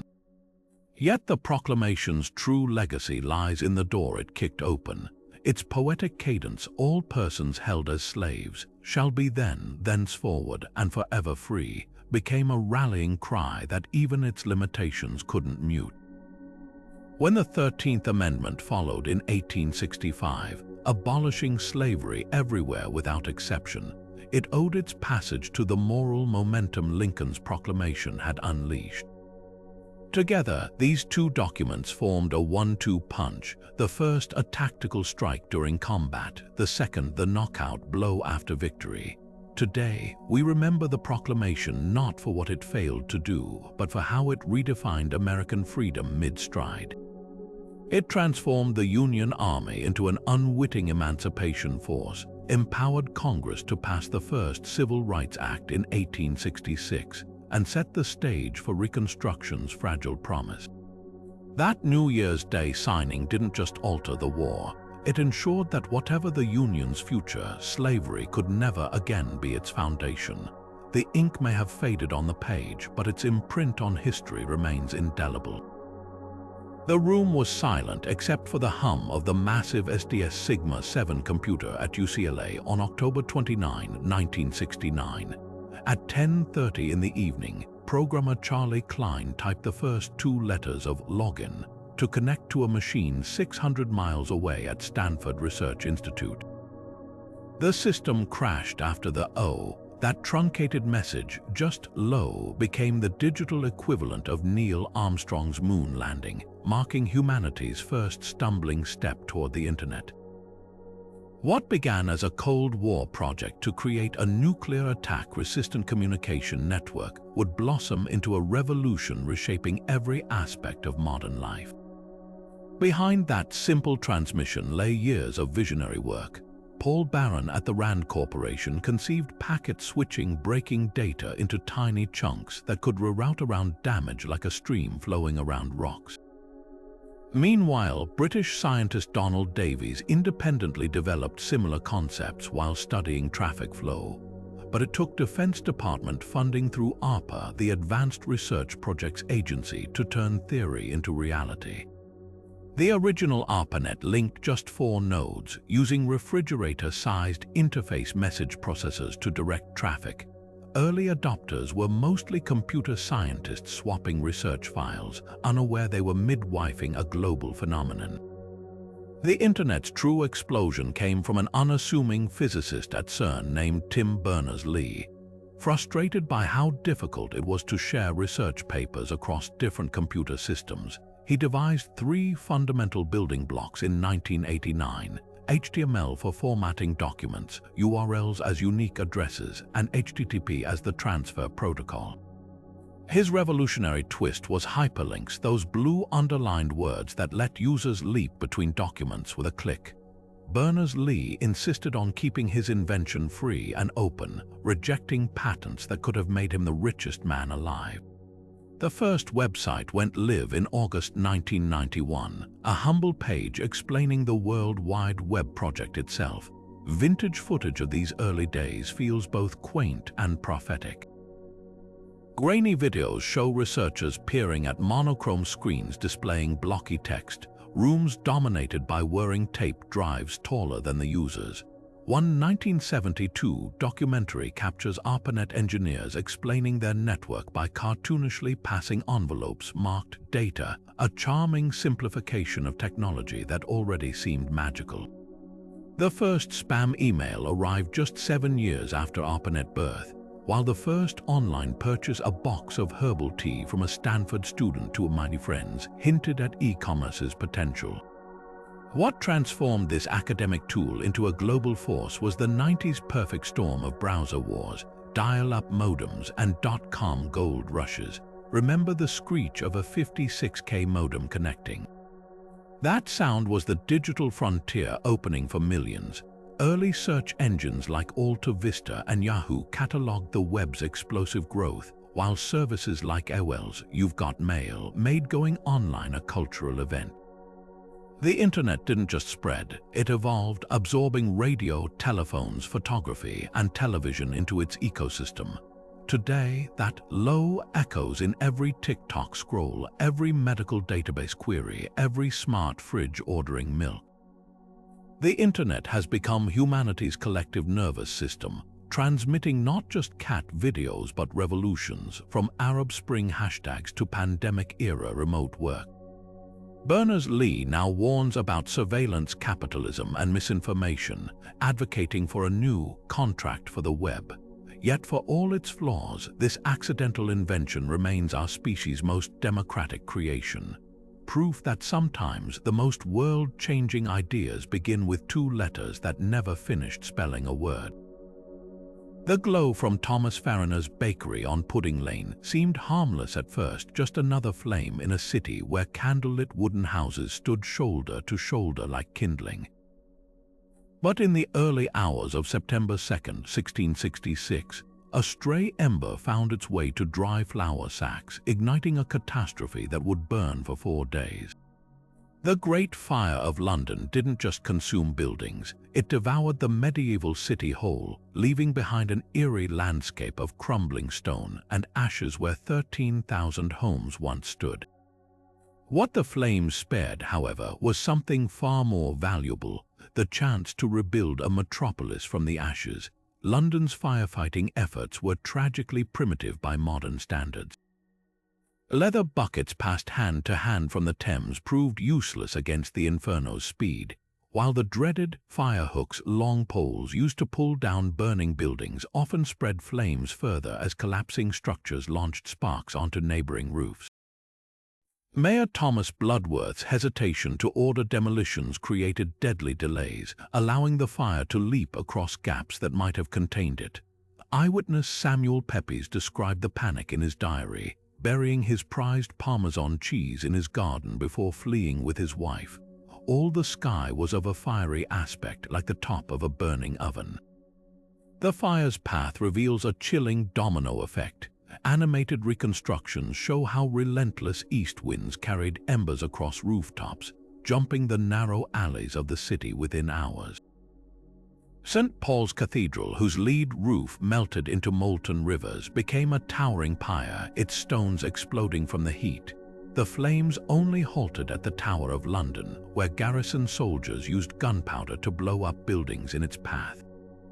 By the time rain finally fell on September 6th, 87 churches and 44 livery company halls lay in ruins alongside homes and warehouses. Enter Christopher Wren, the visionary architect who saw opportunity in the devastation. His rebuilt St. Paul's Cathedral crowned the skyline with a dome rivaling Rome's, while 51 new parish churches blended classical columns with soaring spires. Wren's greatest innovation wasn't aesthetic, it was practical. Gone were the flammable overhanging jetties of Tudor buildings. In their place rose brick and stone structures with wider streets to prevent future fires from spreading. The monument to the Great Fire, a towering Doric column near Pudding Lane, still offers panoramic views of the city Wren helped reshape. Yet the fire's most enduring legacy might be invisible. Insurance companies emerged from the ashes, their fire marks, metal plaques affixed to insured buildings becoming early symbols of financial security. Building codes mandated fire-resistant materials, while the first fire brigades formed under Nicholas Barbon's fire office. Even the rats fleeing the flames carried an unexpected gift. The Black Death's last major outbreak in England dwindled as the blaze eradicated plague-infested slums.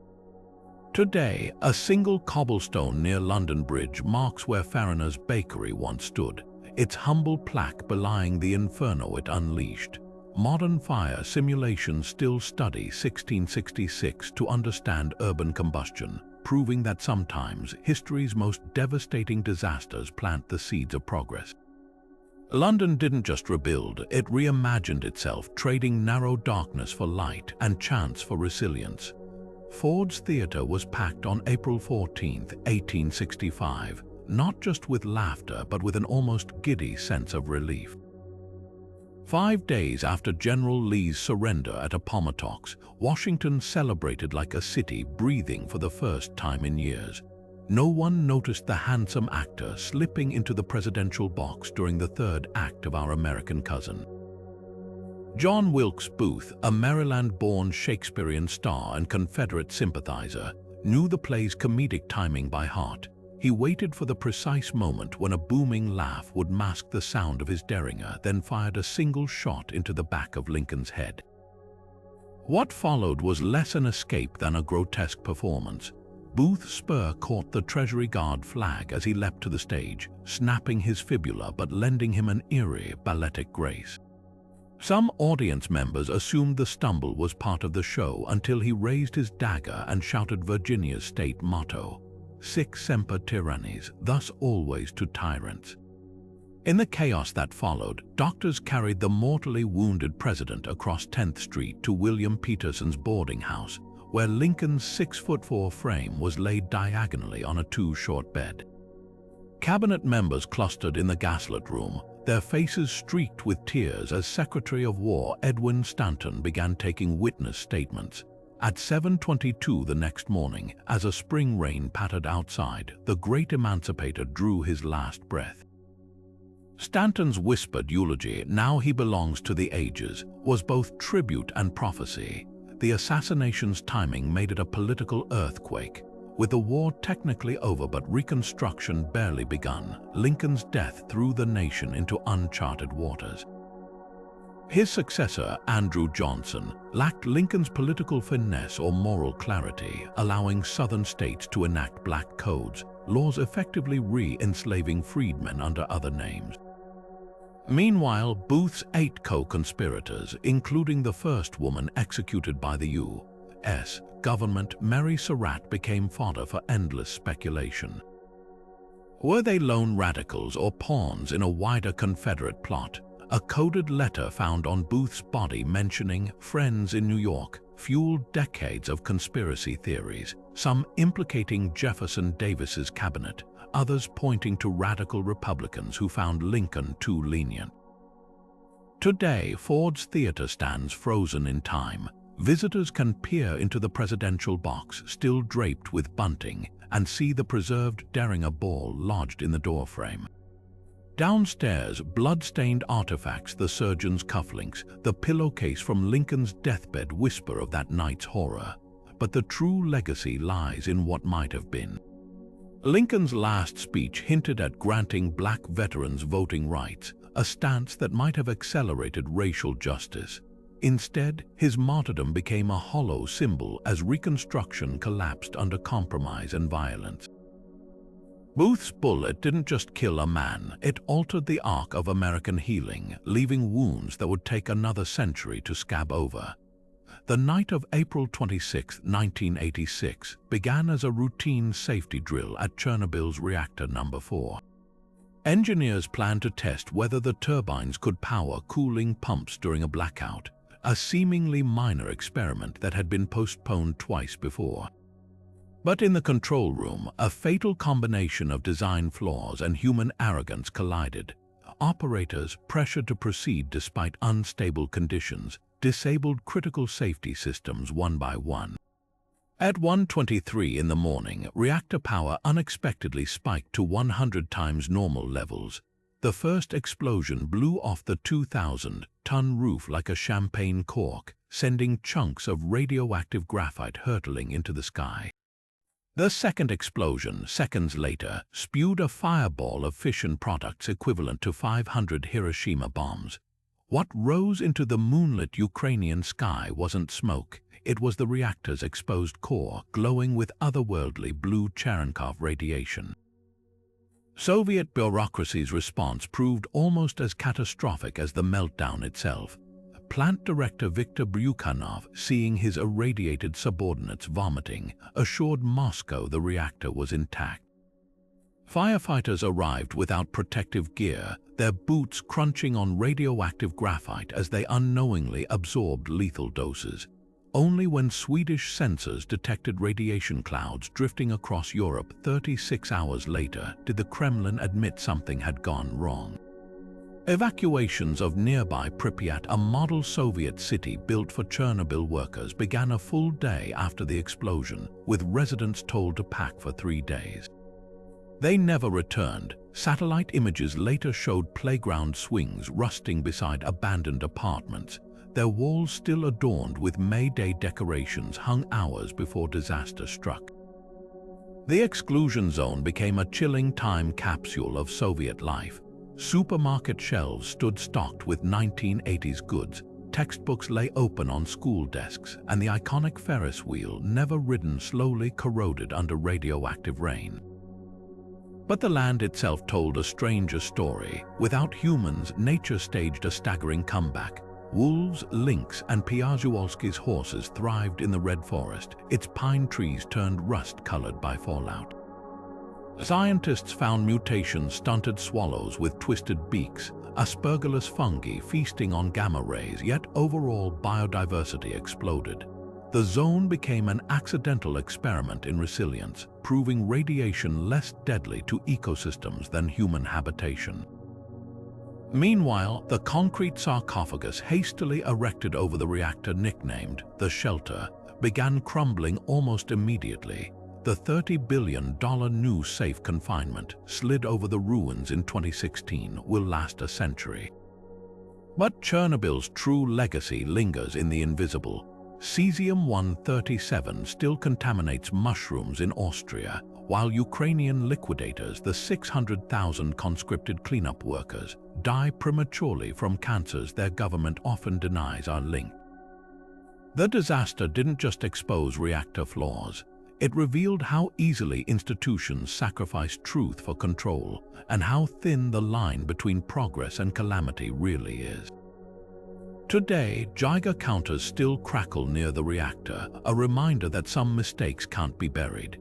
Tours to Pripyat's ghostly apartments and the control room, now frozen in 1980s technology, draw thousands.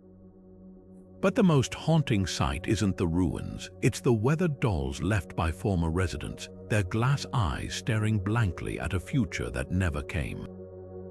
Chernobyl endures not just as a warning about nuclear power, but about the cost of silencing those who dare to say, "This isn't safe."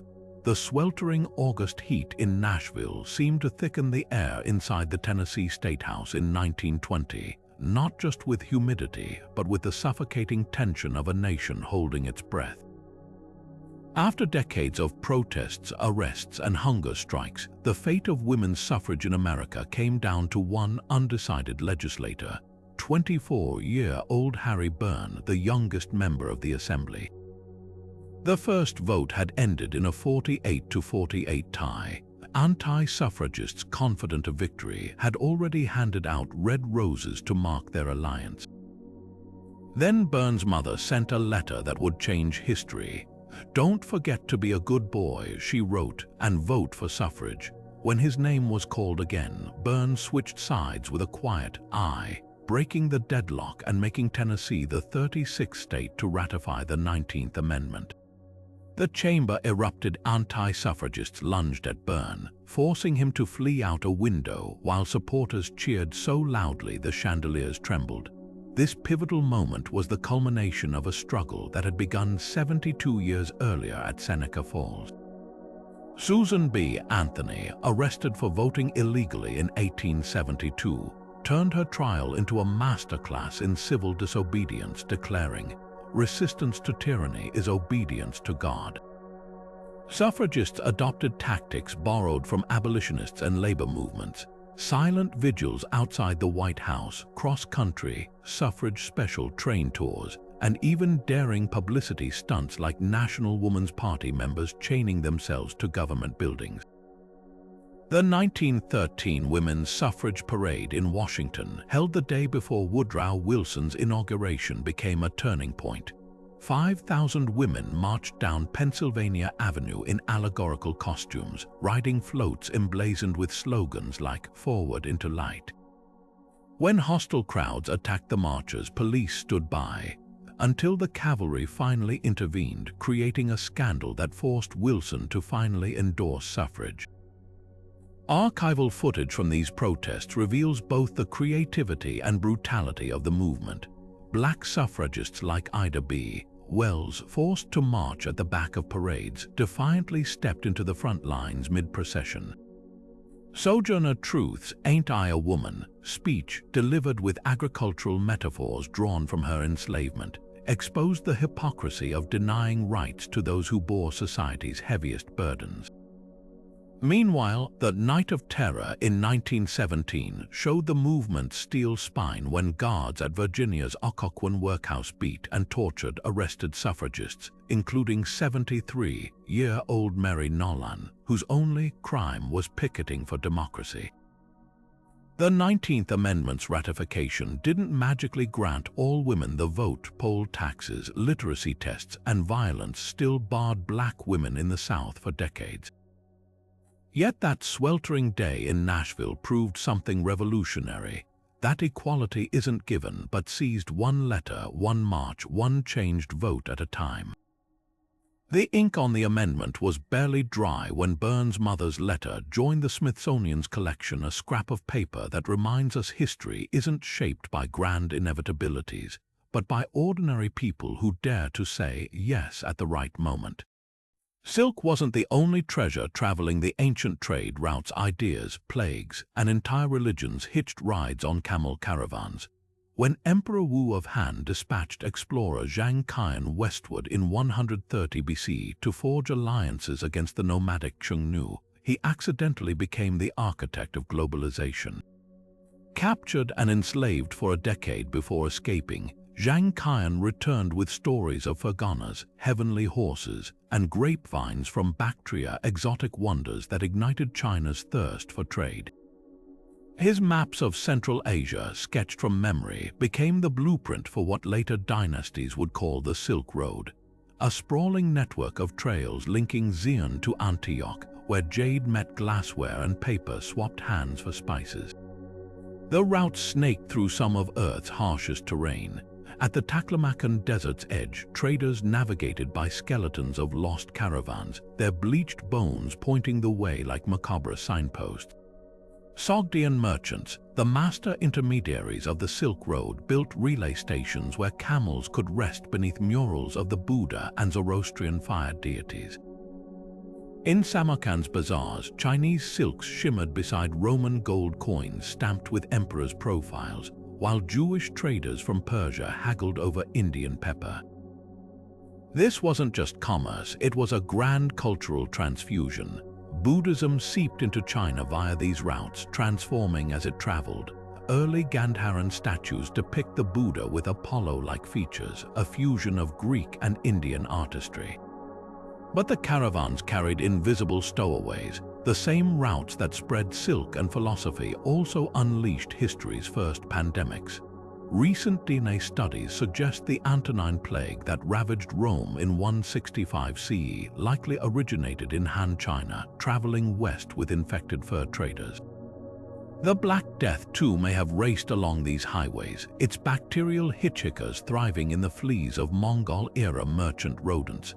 Centuries later, Marco Polo's legendary travels, whether fully factual or embellished, became the Silk Road's most famous travelogue. His descriptions of Hangzhou's bustling streets and Kublai Khan's court so dazzled Europe that Columbus carried a well-thumbed copy seeking Asia, only to stumble upon the Americas instead.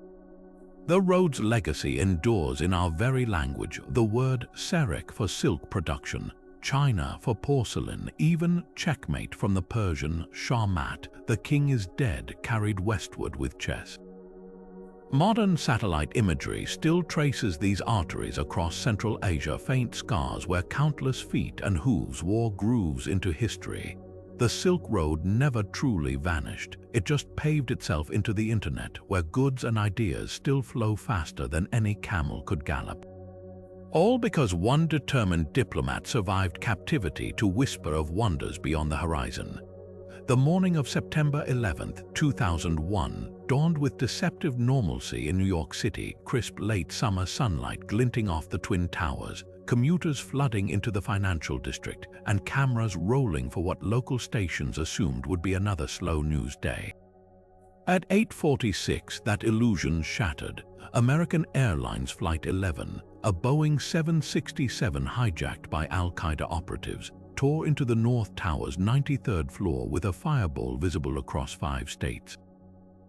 As shocked newscasters struggled to process the scene, a second plane, United Flight 175, sliced through the South Tower 17 minutes later, erasing any doubt this was an attack. The collapsing tower's plume of pulverized concrete and steel would eventually stretch across 14,000 acres of Manhattan, while the Pentagon smoldered from a third impact, and United Flight 93 crashed into a Pennsylvania field after passengers stormed the cockpit.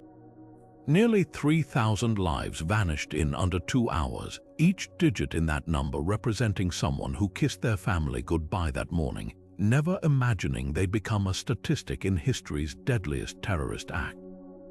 Survivor accounts reveal the human horror behind the headlines. Office workers above the impact zones faced impossible choices: burn or jump, their silhouettes frozen in Richard Drew's haunting Falling Man photograph. Firefighters climbing stairwells past civilians descending, exchanging brief words of encouragement neither group knew would be their last. In the South Tower's sky lobby, a man named Ron DiFrancesco miraculously survived the collapse by clinging to a doorframe as the building pancaked around him, later recalling the eerie silence before the roar of destruction. It was like God vacuumed up the air. Meanwhile, at Boston's Logan Airport, security footage showed the hijackers gliding through checkpoints with box cutters, weapons then legal to carry aboard, their calm demeanor offering no hint of the carnage to come. The geopolitical aftershocks were immediate and far-reaching. Within 24 hours, NATO invoked Article 5 for the first time in its history, declaring the attack on one member an attack on all. President George W. Bush's bullhorn speech at Ground Zero on September 14th, "I can hear you, the rest of the world hears you," preceded a global manhunt for Osama bin Laden and the October invasion of Afghanistan to dismantle Al-Qaeda's training camps. Airport security transformed overnight, cockpits were reinforced, the TSA was created, and full body scanners became fixtures, turning air travel from a casual experience into a labyrinth of restrictions. The Patriot Act expanded surveillance powers, sparking debates about privacy that still rage today. Perhaps the most enduring legacy lies in the cultural psyche. Pre-9/11 footage feels almost quaint now. Airports without security lines, New York skyline whole, newscasters baffled by the very concept of a suicide hijacking. The attacks birthed a hyper-awareness of vulnerability, from "see something, say something" campaigns to the rise of homeland security as an industry. Yet amid the fear emerged moments of unity, blood donation lines stretching city blocks, firefighters draped in makeshift American flags, global vigils from Paris to Pakistan. The tribute in light, twin beams piercing the Manhattan sky. Each anniversary serves as both memorial and defiance, a reminder that while terror can reshape the world, it can never erase the light we choose to shine back. History doesn't march forward in a steady rhythm. It stumbles, lurches, and pivots on moments so fragile they could slip through our fingers. These 30 events prove how a single misstep, a lone voice of dissent, or even an overlooked detail can send civilizations veering onto an entirely new path. From a dropped pistol in Sarajevo lighting the fuse of World War, to a hesitant bureaucrat accidentally tearing down the Berlin Wall, to a moldy Petri dish birthing the antibiotic age, each of these turning points whispers the same humbling truth: the future isn't written in stone, but in choices we rarely recognize as historic until it's too late. So here's a question to leave you with. What seemingly ordinary moment happening right now will future historians mark as the bend in the river? Maybe it's a breakthrough in an AI lab somewhere, quietly rewriting the rules of human creativity. Perhaps it's a court ruling or protest slogan that will someday be seen as the first domino in a societal shift. Or could it be something even smaller, a scientist's overlooked data point, a politician's offhand remark, a teenager coding in their bedroom? The stories we've explored today prove that history's most seismic shifts often start as whispers. The best way to spot these hinges in the making: stay curious. Question the narratives that seem inevitable, and above all, remember that the past wasn't nearly as predictable to those living it as it appears in our textbooks. So tell us in the comments what's your pick for the under-the-radar event that might one day top a list like this. And if you've enjoyed this journey through history's fragile moments, hit subscribe. Because while we can't predict the next world-changing accident, we can promise to keep unearthing the stories that remind us every second counts.